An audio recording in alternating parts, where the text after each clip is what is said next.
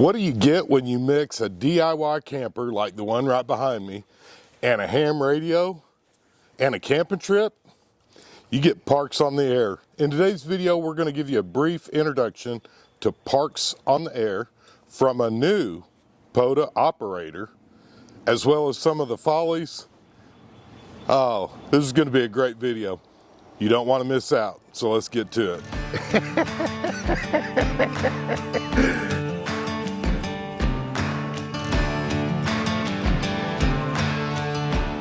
Last Saturday I posted a video, gave you kind of an in-depth tour of our camper and our DIY camper that we built out of this 5x8 utility trailer.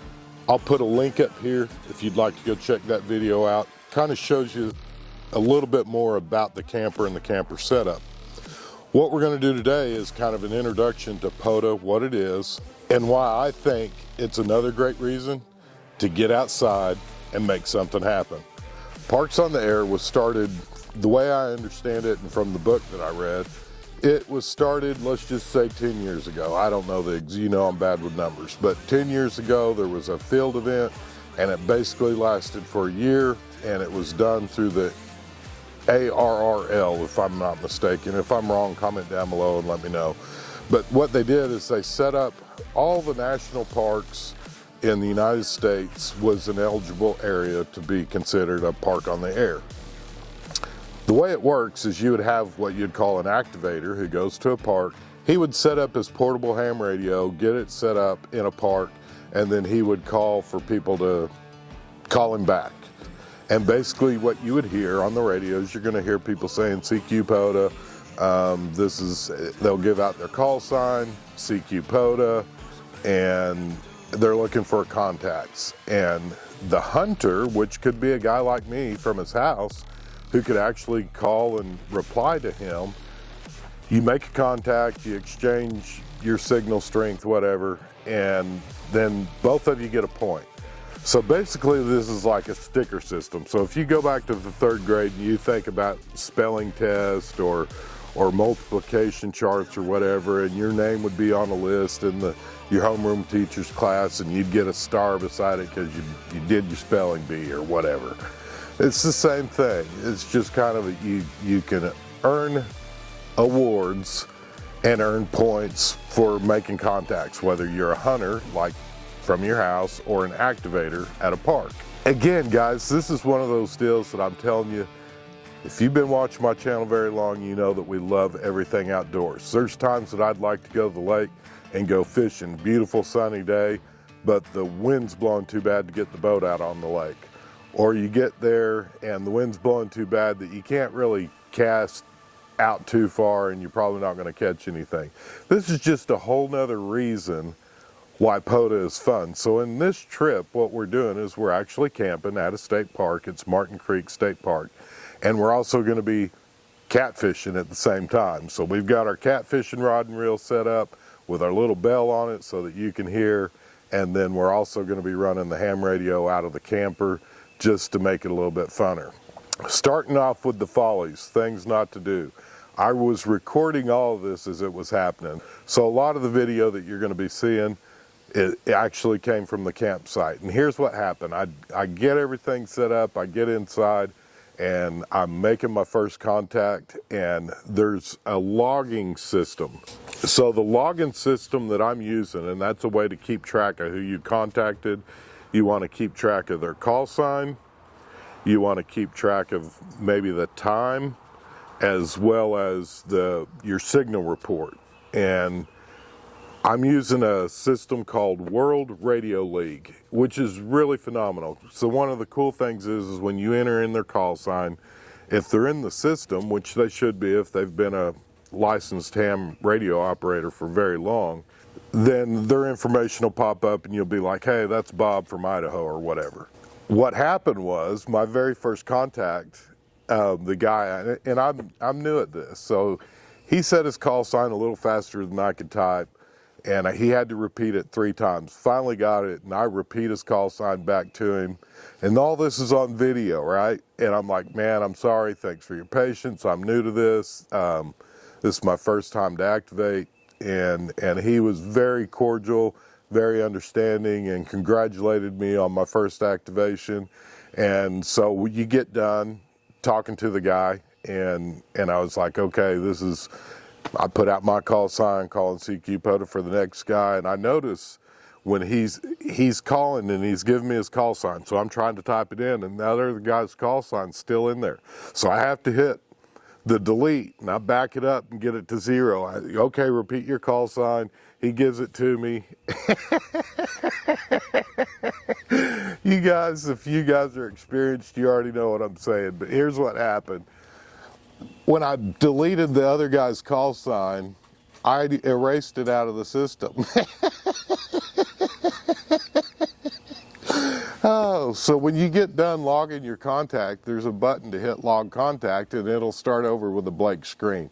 So long story short, sir, if that was you and you happen to be watching this video, sorry, I'm a goof and I messed it up. Now, another simpler way to keep track of your contacts would be simply to write it down on a piece of paper. And here in Texas, for example, the time that it is here in Texas, the official time that they use, which is, I believe, ITC or UTC, comment down below, it's one or the other, it doesn't really matter. They're 5 hours ahead of here. So if it's 4 o'clock here, it's really 9 as far as that time. So keep those numbers. If you're going to be using your time on your piece of paper as you write this stuff down, bear in mind that you need to convert it over to this ITC or UTC time.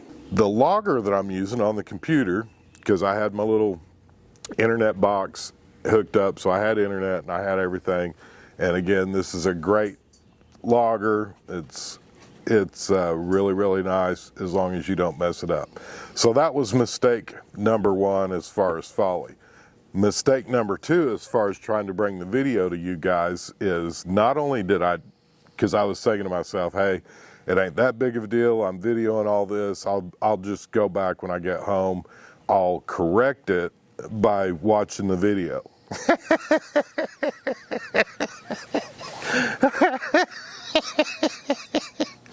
Oh my goodness. So here's the other folly. Not only did I deleted his call sign, my audio in my camera, my mic right here, the battery was dead.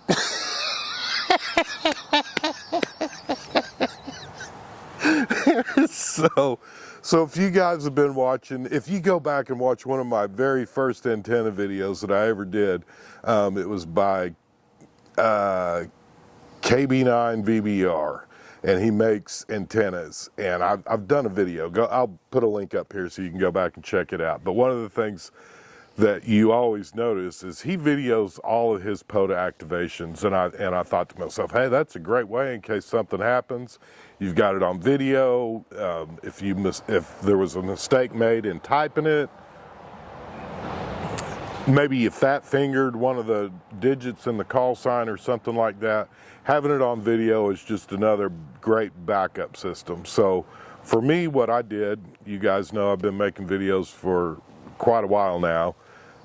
I was going to fall back on that, and then I had an audio failure on my camera, so that didn't work. So that was mistake number 2. Now then, lastly, for mistake number 3, if you guys have never heard of it, especially on 20 meters, is there's a deal, and it's called Maritime, and they've got a net that they hold, which is basically like a check-in system for people, and it runs anywhere from 15 to 24 hours a day. Okay, and I believe the number on that is 14,300. So my second Pota activation, it was getting towards the evening, and I'm trying to get a total of my 10 contacts, and I thought, hey, before I start dinner, I'm going to go in here and I searched around on the channels, and there was kind of a dead spot on the bands, and I found 14,301. And if you guys know what I'm getting at, it didn't dawn on me that 14,300 was this 24-hour, 7-day-a-week net system. So I call on there. You're kind of expected to get on the radio and ask, is this frequency in use? And I actually have all that on video, me saying KI5 ARH, is this frequency in use? I did it 4 times, not just a couple, but 4 times to make sure that nobody was using the air, there wasn't nothing going on. And to be honest with you, I'm watching the band and I don't see anything on the 14300, so it doesn't dawn on me and it doesn't click. But I do want to say this. I was about 3 minutes into calling CQ after I'd kind of posted my spot, and there was a nice gentleman that got on there and he said, hey, you're bleeding over into our net.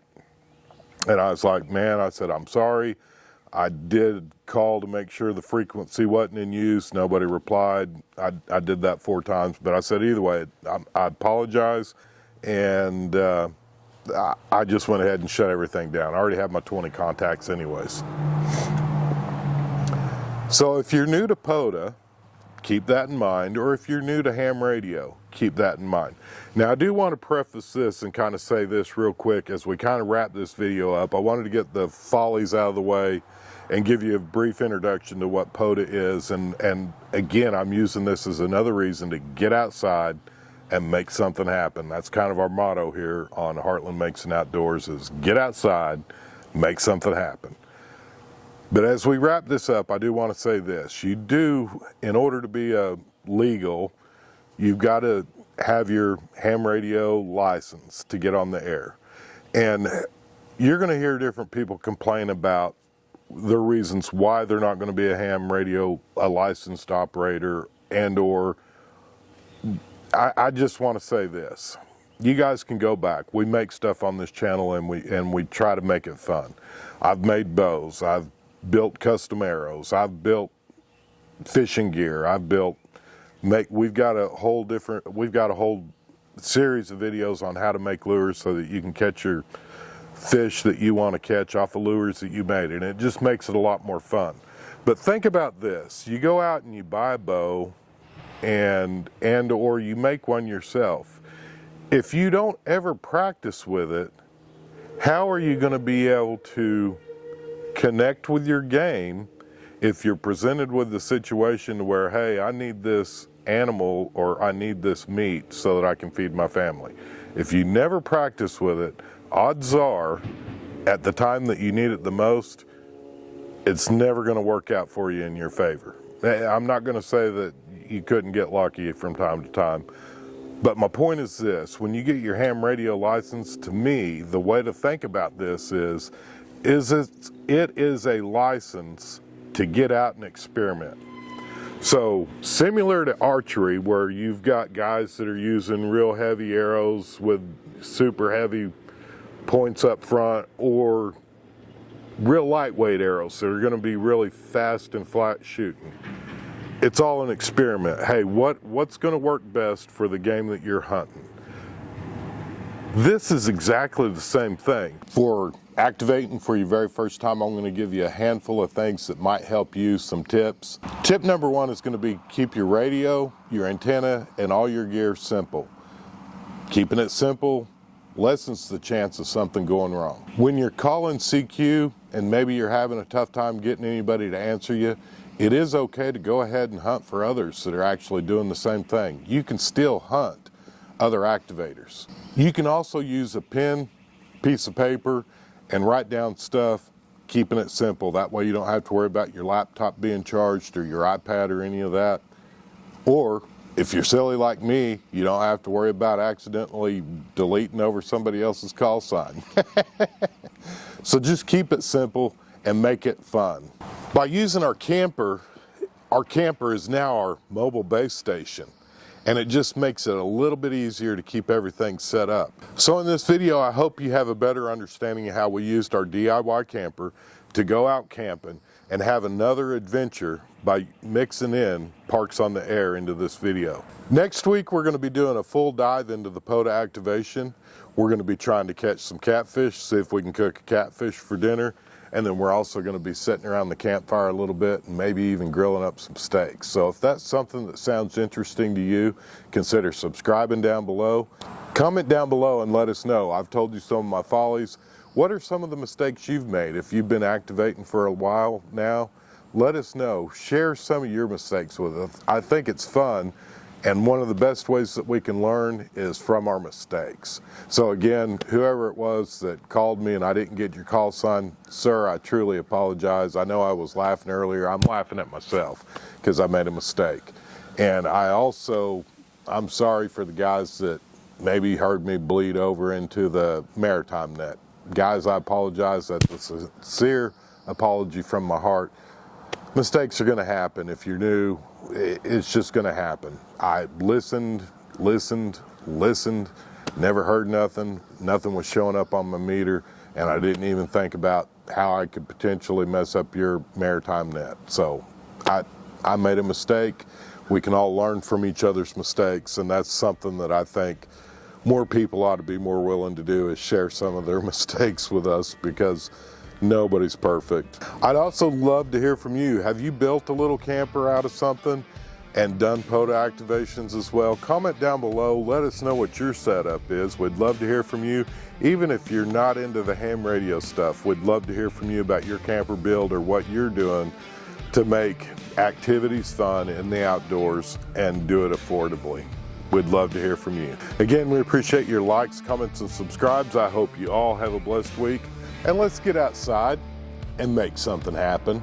We're all gonna make mistakes. And I can tell you from being a hunter, which is the guy that sits at home and you try to make contact with the activators, I had over 50 contacts from the house.